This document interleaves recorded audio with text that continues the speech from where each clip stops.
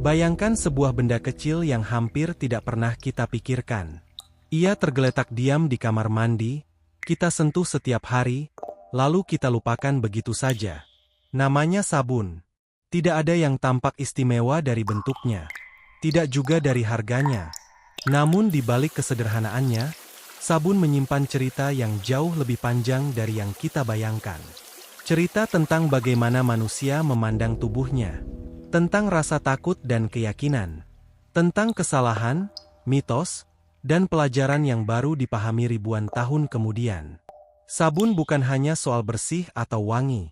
Ia adalah saksi perjalanan panjang manusia dalam memahami kesehatan, kebersihan, dan bahkan kemanusiaan itu sendiri. Dan untuk memahami itu semua, kita harus kembali ke masa ketika dunia belum mengenal sabun sama sekali. Ribuan tahun lalu, dunia berjalan dengan cara yang sangat berbeda. Tidak ada kamar mandi, tidak ada air hangat, dan tentu saja, tidak ada aroma sabun. Membersihkan tubuh adalah aktivitas sederhana. Manusia turun ke sungai, membasuh tubuh dengan air dingin, lalu menggosok kulitnya dengan pasir, tanah liat, atau abu sisa api unggun dari malam sebelumnya. Bau badan bukan sesuatu yang memalukan. Itu justru tanda bahwa seseorang bekerja, berburu, dan bertahan hidup. Yang menarik, meskipun tanpa sabun, manusia tetap bertahan hidup selama ribuan tahun. Mereka membangun desa, kota, bahkan peradaban besar. Dari sini kita belajar satu hal penting. Sabun tidak lahir karena manusia tidak bisa hidup tanpanya. Melainkan karena manusia mulai mengubah cara memandang tubuhnya sendiri.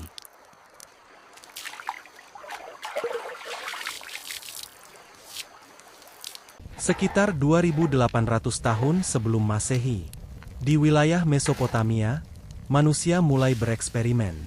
Lemak hewan dicampur dengan abu kayu dan ditambahkan air. Hasilnya adalah zat kasar, lengket, dan berbau tajam. Inilah bentuk paling awal dari sabun. Namun, ada satu hal yang sering disalahpahami. Sabun pertama di dunia tidak dibuat untuk mandi. Ia digunakan untuk mencuci wol, kain, dan peralatan kerja. Sabun lahir sebagai alat industri, bukan sebagai produk perawatan tubuh. Ini memberi kita gambaran menarik.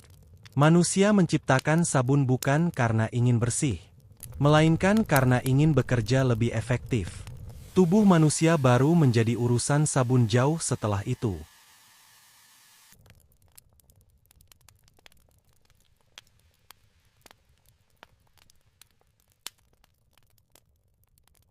Di Mesir kuno, sabun mulai menyentuh kulit manusia. Namun tidak semua orang merasakannya. Sabun hanya digunakan oleh bangsawan dan pendeta. Ia dipakai sebagai bagian dari ritual kesucian, dan juga sebagai obat penyakit kulit. Catatan medis Mesir menunjukkan bahwa sabun dipandang sebagai alat penyembuhan, bukan kebiasaan harian. Mandi masih bukan rutinitas semua orang. Ia adalah simbol status dan kemewahan. Tubuh yang bersih berarti tubuh yang istimewa. Dan sabun menjadi bagian dari dunia elit itu. Di masa ini, kebersihan bukan soal kesehatan, melainkan soal kedudukan dan makna spiritual.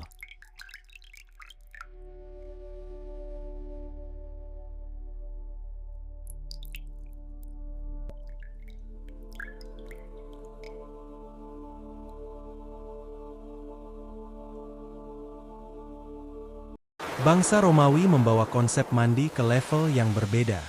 Mereka membangun pemandian umum yang megah, lengkap dengan air panas dan ruang sosial. Namun ada satu hal yang sering mengejutkan banyak orang. Orang Romawi tidak mandi menggunakan sabun. Tubuh mereka dilumuri minyak, lalu dikerok menggunakan alat logam bernama strigil. Kotoran ikut terangkat bersama minyak. Bagi orang Romawi, bersih bukan soal busa. Bersih adalah ritual sosial, tempat bertemu, berbincang, dan membangun relasi. Sabun masih dianggap sekunder. Ia ada, tapi bukan bagian utama dari kebersihan tubuh. Ketika Kekaisaran Romawi runtuh, Eropa memasuki masa yang penuh ketidakpastian. Air mulai dicurigai. Mandi dipercaya membuka pori-pori, dan pori-pori dianggap jalan masuk penyakit. Sabun pun ikut disalahkan. Mandi terlalu sering dianggap melemahkan tubuh. Ini bukan karena manusia menjadi bodoh, melainkan karena ilmu pengetahuan belum mampu menjelaskan penyakit. Dalam dunia tanpa pengetahuan medis, ketakutan terdengar lebih masuk akal daripada kebersihan. Akibatnya, kebiasaan mandi menurun, dan wabah menyebar tanpa bisa dijelaskan penyebabnya. Sementara itu, di wilayah lain dunia, pendekatan yang berbeda berkembang. Ilmuwan Muslim mempelajari kimia secara serius. Mereka menyempurnakan proses pembuatan sabun. Di kota Aleppo, sabun dibuat dari minyak zaitun dan minyak laurel, lalu dikeringkan selama berbulan-bulan. Hasilnya stabil, lembut, dan wangi.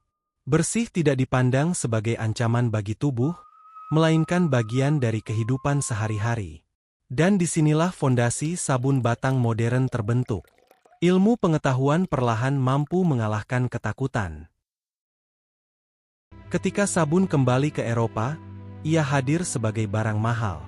Dikenai pajak tinggi, sabun menjadi simbol status sosial. Jika seseorang wangi dan bersih, kemungkinan besar ia berasal dari kelas atas. Bagi rakyat biasa, sabun bukan soal pilihan, melainkan keterbatasan ekonomi. Kebersihan kembali menjadi penanda kelas, bukan kebutuhan semua orang. Sabun belum menjadi milik masyarakat luas. Pada abad ke-19 membawa perubahan besar. Mesin uap, produksi massal, dan penemuan bahan kimia murah mengubah segalanya. Pajak sabun dihapus, harga turun drastis. Untuk pertama kalinya, sabun masuk ke rumah-rumah rakyat biasa. Kebersihan tidak lagi menjadi kemewahan. Ia menjadi kebiasaan baru. Sabun mulai membentuk cara hidup modern. Ketika manusia menemukan keberadaan kuman, sabun menemukan peran sejatinya. Ilmu kedokteran membuktikan bahwa mencuci tangan bisa menyelamatkan nyawa. Sabun tidak lagi soal wangi atau status, ia menjadi alat kesehatan. Dari sinilah kebiasaan mencuci tangan menjadi bagian penting kehidupan sehari-hari.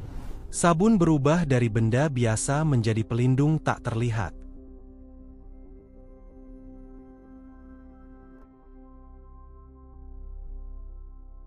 Dalam Perang Dunia, sabun menjadi sangat penting.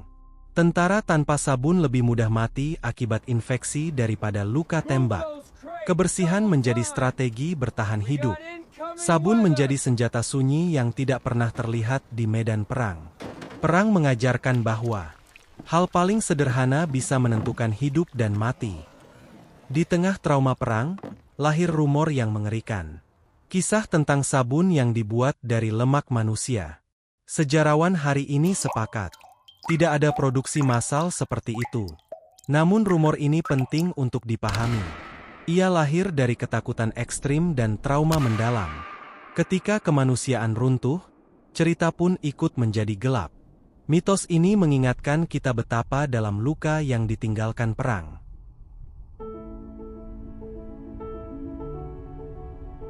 Sabun cair sebenarnya sudah lama dikenal. Namun baru populer ketika plastik murah tersedia. Banyak sabun cair modern sebenarnya adalah deterjen sintetis. Praktis, higienis, dan cocok untuk dunia yang serba cepat. Bentuk berubah. Fungsi tetap sama. Untuk membersihkan. Kini kita belajar hal baru. Terlalu bersih pun bisa bermasalah. Kulit membutuhkan keseimbangan. Sabun modern dibuat lebih lembut, lebih bijak. Bukan untuk menghilangkan segalanya, melainkan menjaga apa yang penting. Kita kembali belajar memahami tubuh kita sendiri. Dari abu dan lemak, dari ritual dan ilmu, sabun berjalan bersama manusia selama ribuan tahun. Benda kecil ini menyimpan cerita besar tentang siapa kita dan bagaimana kita hidup. Dan setiap kali kamu mencuci tangan hari ini, ingatlah, kamu tidak hanya membersihkan tubuhmu. Kamu sedang menyentuh sejarah manusia. Apakah Anda suka konten seperti ini? Jangan lupa like, komen, share dan subscribe. Untuk info benda menarik lainnya.